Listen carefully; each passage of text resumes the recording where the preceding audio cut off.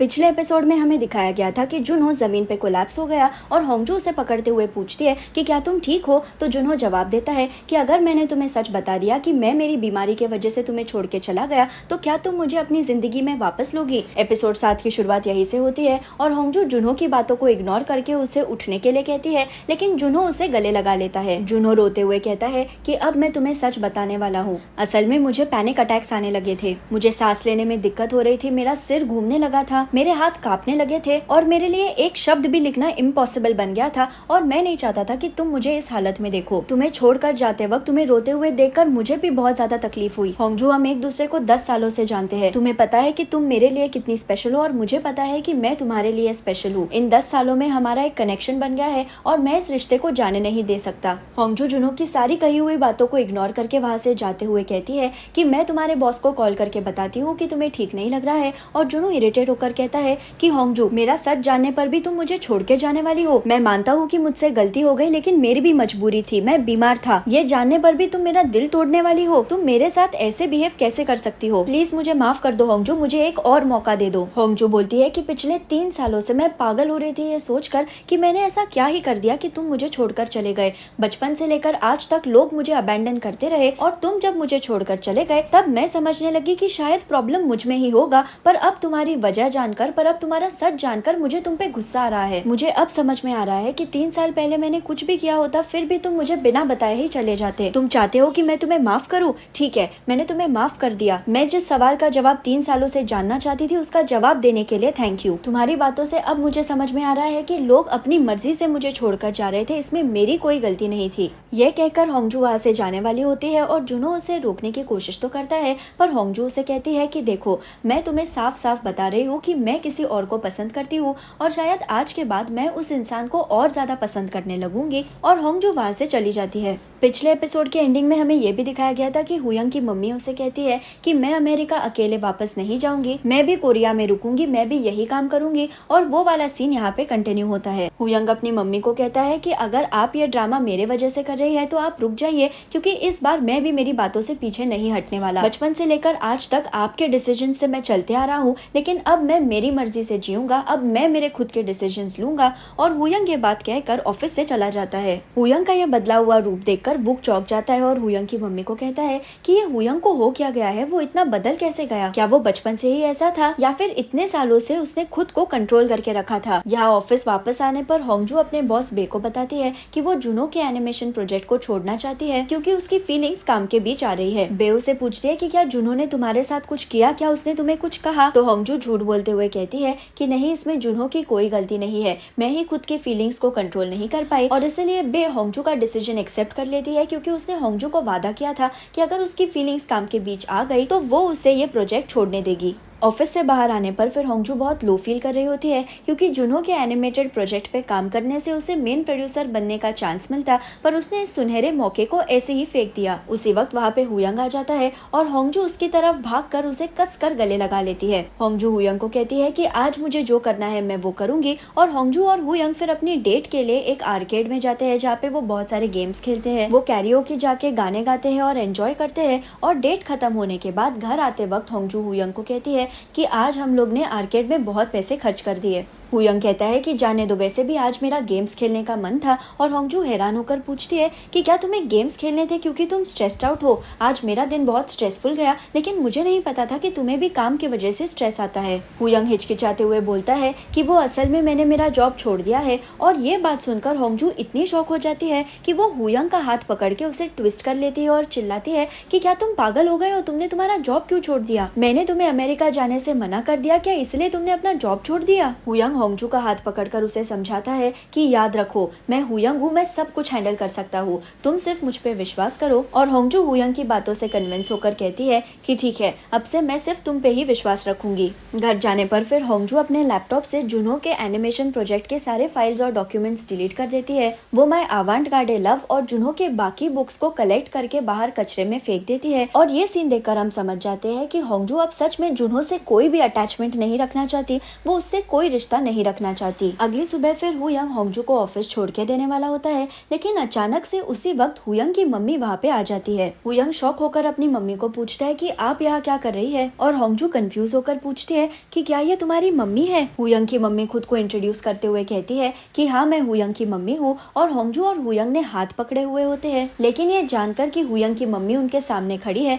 होंगजू अपना हाथ हुयंग के हाथ से निकाल देती है। होंगजू खुद को इंट्रोड्यूस करती है और हुयंग की मम्मी बोलती है कि ओ, मुझे नहीं पता था कि हुयंग सुबह सुबह किसी फ्रेंड से मिलने वाला है। वो क्या है ना, हुयंग बहुत सालों से कोरिया में नहीं आया, लेकिन तुमने एज अ फ्रेंड मेरे बेटे को कोरिया में एडजस्ट होने के लिए मदद की, उसके लिए थैंक यू। हुयंग को रियलाइज होता है कि उसकी मम्मी के इंटेंशन सही नहीं है, इसलिए वो होंगजू का हाथ पकड़कर अपने मम्मी को बताता है कि होंगजू मेरी गर्लफ्रेंड है। हुयंग की मम्मी हुयंग का एटीट्यूड देखकर चौंक जाती है और वो होंगजू को कहती है कि मैं मेरे बेटे से अकेले में बात करना चाहती हूँ, क्या तुम हमें थोड़ी प्राइवेसी दे सकती हो। तो होंगजू वहाँ से चली जाती है और फिर हुयंग की मम्मी और हुयंग अकेले में बात करते हैं। हुयंग की मम्मी उसे कहती है कि अच्छा, तो तुम फिर से उस लड़की से मिले। हुयंग हैरान होकर पूछता है कि होंगजू, क्या आप होंगजू को ऑलरेडी जानती है। तो हुयंग की मम्मी कहती है कि हाँ, मुझे तुम्हारे बारे में सब कुछ पता है। अब तुम मुझे बताओ, क्या तुम इसी चक्कर के वजह से मेरे खिलाफ जा रहे हो। हुयंग जवाब देता है कि नहीं, ये सारे डिसीजंस मेरे खुद के हैं, इसमें होंगजू की कोई गलती नहीं है, उसका इससे कोई लेना देना नहीं है। उतने में वहाँ पे वूक आ जाता है और वो हुयंग की मम्मी को देखकर शॉक होकर पूछता है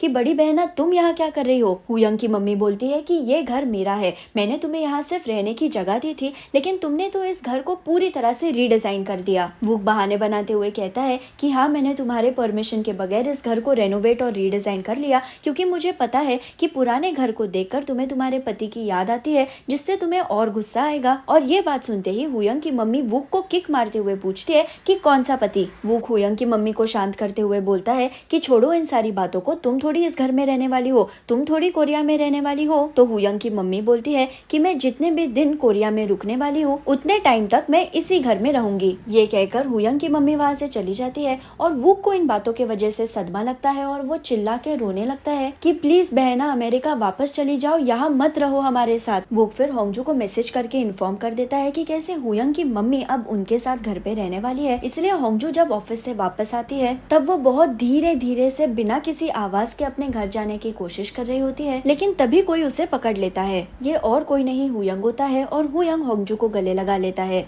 होंगजू हुयंग को बोलती है कि तुम्हारी मम्मी अब तुम्हारे घर पे रहने वाली है ना, चीजें बहुत ऑकवर्ड हो जाएंगी, इसलिए मैं कुछ दिनों के लिए हेजी के घर पे रहने के लिए जाती हूँ। हुयंग पूछता है कि मैं यही हूँ तो तुम कहीं और रहने क्यों जा रही हो। तो होंगजू कहती है कि मुझे लगता है कि तुम्हारी मम्मी मुझे ज्यादा पसंद नहीं करती। हुयंग उसे समझाते हुए कहता है कि नहीं नहीं, मेरी मम्मी वैसे ही है, वो सबके साथ ऐसे ही बिहेव करती है। तो होंगजू मजाक करते हुए कहती है कि अच्छा, फिर तो तुम तुम्हारे मम्मी पे ही गए हो। हुयंग बोलता है कि अच्छा, क्या तुम कहना चाहती हो कि मेरी कोई फीलिंग्स नहीं है, मेरे चेहरे पे कोई एक्सप्रेशंस नहीं है। तो होंगजू कहती है कि नहीं नहीं, मैंने ऐसा थोड़ी कहा, मैं तो सिर्फ बोल रही हूँ कि तुम्हारे डिसीजंस के लिए मैं भी रिस्पॉन्सिबल हूँ, तुमने मेरे वजह से अपना जॉब छोड़ा, अब क्या ही कर सकते हैं, मैं हूँ ही इतनी चार्मिंग। हुयंग हंसते हुए कहता है कि हाँ, तुम चार्मिंग तो हो ही। और होंगजू बोलती है कि जब से तुम बेरोजगार हुए हो तब से तुम जरा ज्यादा ही हंसने लगे हो, क्या तुम्हें बेरोजगारी इतनी पसंद है। हुयंग बोलता है कि मुझे तुम्हारे साथ वक्त बिताने का मौका मिल रहा है, वही चीज मुझे बहुत ज्यादा पसंद है। और हुयंग फिर से होंगजू को गले लगा लेता है। या अगले दिन रॉक एसिड के ऑफिस में हुयंग की मम्मी अपने एम्प्लॉयज को बेवजह डांट रही होती है, वो उन्हें बेवजह टोक रही होती है। और वूक समझ जाता है कि हुयंग की मम्मी का इरिटेशन एम्प्लॉयज के काम के वजह से नहीं, हुयंग के बर्ताव के वजह से है। वूक फिर हुयंग की मम्मी को अकेले में पूछता है कि तुम हुयंग को कंट्रोल नहीं कर पा रही हो, इसलिए तुम अपना गुस्सा, तुम अपना फ्रस्ट्रेशन हमारे एम्प्लॉयज पे निकाल रही हो ना। हुयंग की मम्मी बोलती है हाँ, मैं अपना गुस्सा और फ्रस्ट्रेशन उन पे निकाल रही हूँ, तुम अपना काम ठीक से नहीं कर पा रहे थे, इसलिए मैंने हुयंग को तुम्हारी मदद करने के लिए यहाँ भेजा, और तुम्हारे सपोर्ट के वजह से हुयंग ने नौकरी ही छोड़ दी। वूक घबरा कर कहता है कि नहीं, मेरे सपोर्ट के वजह से हुयंग ने नौकरी नहीं छोड़ी। तो हुयंग की मम्मी बोलती है कि ये जरूर उस होंगजू का ही काम होगा, उसी के वजह से हुयंग ने ये डिसीजन लिया होगा। और वो हैरान होकर हुयंग की मम्मी को पूछता है कि तुम्हें होंगजू के बारे में कैसे पता चला। ऑफिस से निकलने पर फिर वूक को बे दिखती है और वो बे को पूछता है कि क्या तुमने डिनर किया है, क्या तुम मेरे साथ डिनर करना चाहोगी। बे बोलती है कि हम इतने क्लोज नहीं है कि हम साथ में डिनर करें, हम सिर्फ पड़ोसी है। वूक बोलता है कि पड़ोसी भी तो एक दूसरे का ख्याल रख सकते हैं। तो बे कहती है कि देखो, आज से मैं मेरी गाड़ी तुम्हारे ऑफिस के सामने पार्क नहीं करूंगी, इसलिए तुम भी अब शराब पीकर मुझे रात को कॉल मत किया करो। हम 40 साल के हो गए हैं, तुम्हारी इन बचकानी हरकतों को अब रोक दो। बे फिर अपनी गाड़ी में बैठ जाती है वहाँ से जाने के लिए, लेकिन वुक उसके कार का दरवाजा खोलता है और उसे बोलता है कि तुम 40 साल की हो गई हो, तो क्या तुमने अपने आप पे का काबू खो दिया है। वुक का चेहरा बे के चेहरे के बहुत करीब होता है और वुक के एक्सप्रेशंस देखकर ऐसा लगता है कि वो बे को किस करने वाला है। बे भी इसी एक्सपेक्टेशन से अपनी आंखें बंद करती है, लेकिन वो अचानक से चिल्लाता है कि तुम 40 साल की हो गए हो, इसलिए तुमने अपने आप पे का काबू खो दिया है। तुम्हारा स्कर्ट तुम्हारी गाड़ी के दरवाजे में फंसा हुआ है और तुम्हें इस बारे में पता भी नहीं। वुक पूरा रोमांटिक मूड खराब कर देता है और बे गुस्से में वुक को धक्का मार के वहाँ से चली जाती है और वुक को समझ ही नहीं आता कि बे इतनी इरिटेट क्यों हो गई, क्योंकि उसने तो बे को मदद ही की थी। यहाँ होंगजू सांगपिल के रेस्टोरेंट में हेजी और हुयंग से मिलने तो जाने वाली होती है, लेकिन वो ऑफिस से सीधे घर जाती है अपने कपड़े चेंज करने के लिए, जब उसे दिखता है कि उसके अपार्टमेंट के टेरेस से जुनो उसके लव लेटर्स के एरोप्लेन्स बनाकर नीचे फेंक रहा है। होंगजू इरिटेट होकर जुनो को पूछती है कि तुम यहाँ क्या कर रहे हो, तुम लेटर्स के पेपर प्लेन्स बना के यहाँ क्यों फेंक रहे हो। तो जुनो बोलता है कि मैं और करूँ भी तो क्या, तुमने मुझे ये लव लेटर्स लिखे थे, पर अब मैं इन लव लेटर्स का क्या करूँ। मैं उन्हें जला तो नहीं सकता और मुझसे उन्हें कचरे में भी डाला नहीं जा रहा, इसलिए मैंने सोचा कि क्यों ना उनके पेपर प्लेन्स बना के ही उन्हें उड़ा दूं। होंगजू बोलती है कि मुझे कोई फर्क नहीं पड़ता, तुम इन लेटर्स को कचरे में डाल दो। तो जुनो बोलता है कि वाओ होंगजू, तुम तो बहुत कठोर दिल की बन गई हो। अब जुनो ने लव लेटर्स से बनाए हुए पेपर प्लेन्स में से एक पेपर प्लेन हुयंग के मम्मी के सिर को लग जाता है, जो रास्ते से चल रही होती है। हुयंग की मम्मी ये लव लेटर उठाकर देखती है और उसमें उसे होंगजू और जुनो के नाम दिखते हैं। हुयंग की मम्मी की नजर फिर टेरेस की तरफ जाती है, जहाँ उसे होंगजू और जुनो साथ में बात करते हुए दिखते हैं। या जुनो होंगजू को पूछ रहा होता है कि क्या तुम जिस इंसान को आप पसंद करती हो वो इंसान अच्छा है, तो होंगजू हाँ कह देती है। जुनो रोते हुए बोलता है कि तुम्हारे वजह से अब से मैं प्यार में विश्वास नहीं कर पाऊंगा, और होंगजू कहती है कि तुम्हारे प्यार की वजह से मुझे इतना दर्द हुआ कि मुझे लगा था कि मैं मर जाऊंगी, पर मैं नहीं मरी, मैं जीते रही और मुझे फिर से प्यार महसूस हुआ। तुम भी कोशिश करते रहो, तुम भी जीते रहो, शायद तुम्हें भी एक दिन प्यार मिलेगा। ये बातें होने पर फिर जुनो वहाँ से चला जाता है और जुनो ने सारे फेंके हुए पेपर प्लेन्स को होंगजू 1 बाय 1 कलेक्ट करने लगती है। होंगजू का ध्यान ही नहीं होता कि हुयंग की मम्मी उसके सामने खड़ी है एक लेटर लेके, और होंगजू जब रियलाइज करती है कि हुयंग की मम्मी वहाँ खड़ी है तो वो उसे झूठ बोल देती है कि यहाँ बच्चों ने ऐसे ही पेपर प्लेन्स फेंक दिए तो मैं उन्हें साफ कर रही हूँ। हुयंग की मम्मी पे ऑब्वियसली ये झूठ काम नहीं करता, क्योंकि उसने ऑलरेडी लेटर पढ़ लिया है, इसलिए वो होंगजू को बोलती है कि तुम्हारी लव लाइफ तो बहुत ही कॉम्प्लिकेटेड है। यहाँ हेजी, हुयंग और सांगपिल बहुत देर से होंगजू के लिए रेस्टोरेंट में रुके होते हैं, लेकिन होंगजू अभी तक वहाँ पहुंची नहीं होती, इसलिए हुयंग रेस्टोरेंट से बाहर आकर होंगजू को कॉल करने की कोशिश करता है। होंगजू फोन तो नहीं उठाती, लेकिन वो हुयंग को मैसेज करती है कि मुझे आने में जरा देर हो जाएगी, तो तुम लोग खाना खा लो। यहाँ रेस्टोरेंट में सांगपिल हेजी को बता रहा होता है कि होंगजू ने मुझे तुम्हें ये बताने से मना कर दिया, लेकिन वो काम की वजह से बहुत ज्यादा स्ट्रेस्ड आउट है, क्योंकि उसके बॉस ने उसे जुनो के साथ काम करने के लिए कहा है। हेजी हैरान होकर कहती है कि जुनो के साथ? क्या वो कंपनी की बॉस पागल हो गई है? नहीं नहीं, मुझे नहीं लगता कि होंगजू उसके साथ काम करने के लिए तैयार होगी। सांगपिल कहता है कि होंगजू बहुत एक्साइटेड थी जुनो के प्रोजेक्ट पे काम करने के लिए, लेकिन मुझे नहीं लगता कि उसे ये प्रोजेक्ट करना चाहिए, क्योंकि यहाँ हुयंग उसके लिए अपनी नौकरी छोड़ के बैठा है। हेजी बोलती है कि हुयंग को इस बारे में बिल्कुल पता नहीं चलना चाहिए, पर हुयंग ने ऑलरेडी हेजी और सांगपिल की बातें सुन ली होती है।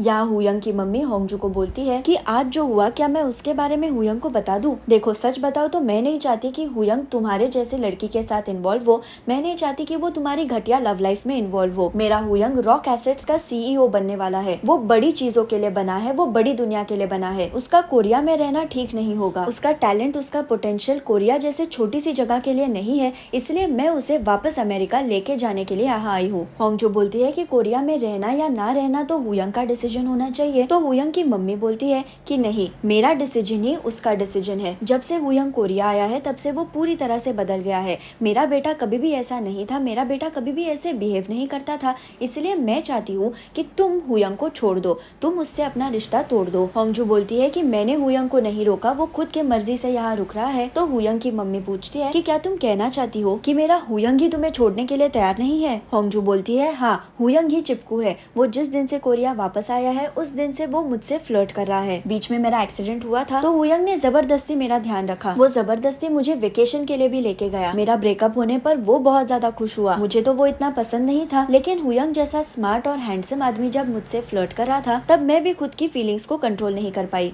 हुयंग की मम्मी बोलती है कि तुम्हें जिस स्मार्ट और हैंडसम आदमी से प्यार हुआ, क्या तुम्हें लगता है कि बाकी की औरतों को भी उससे प्यार नहीं हुआ होगा? हुयंग मेरा बेटा है, मैं उसे जानती हूँ। उसकी अमेरिका में बहुत सारी गर्लफ्रेंड्स थी और उसने बहुत सारी लड़कियों के दिल तोड़े हैं। तुम्हें तो पता ही है कि मर्दों को कितनी तेजी से प्यार होता है और उनका प्यार का नशा कितने जल्दी से उतरता है। मेरा बेटा भी उन मर्दों की तरह ही है। सेलिना, सैंड्रा और कई लड़कियों के उसने दिल तोड़े हैं और उन्हें रुलाया है। हुयंग तुम्हें भी इसी तरह से हर्ट करेगा, इसलिए तुम ही उसे छोड़ दो। वैसे भी हुयंग को तुम्हारे साथ रहकर कोई फायदा नहीं है। तुम्हारे साथ रहकर हुयंग बहुत कुछ खो सकता है। और होंगजू कहती है कि हुयंग बहुत स्मार्ट है, उसे अपने डिसीजंस लेने आते हैं और अगर उसने मेरे बारे में डिसीजन बना ही लिया है तो वो गलत क्यों होगा। और ये कहकर होंगजू वहाँ से चली जाती है। यहाँ हुयंग जब रेस्टोरेंट से घर वापस आता है तो उसे रास्ते में जुनू ने फेंका हुआ लव लेटर दिखता है और वो इस लव लेटर को उठा के टेरेस पे जाता है जहाँ पे होंगजू ऐसे ही लेटी होती है। हुयंग होंगजू को पूछता है कि तुम यहाँ बाहर ठंड में क्यों लेटी हो? तो होंगजू कहती है क्योंकि मैं सोच रही हूँ, अमेंडा, सेलिना, सैंड्रा